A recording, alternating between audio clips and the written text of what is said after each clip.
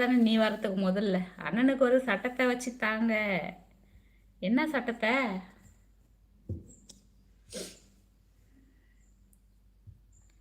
என்ன சட்டம் சொல்லுங்க.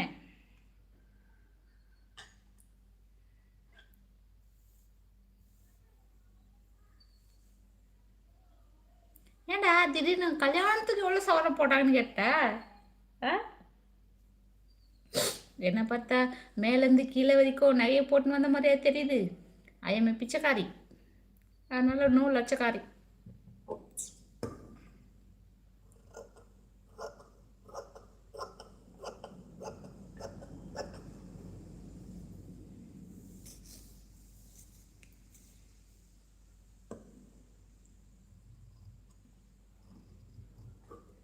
அப்படிலாம் ஒன்றும் இல்லை சந்தோஷ்.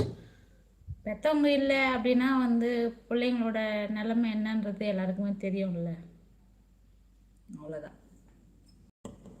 எனக்கு அம்மா இல்லை, அதனால் எனக்கு செய்ய வேண்டியது யாரும் செய்யலை.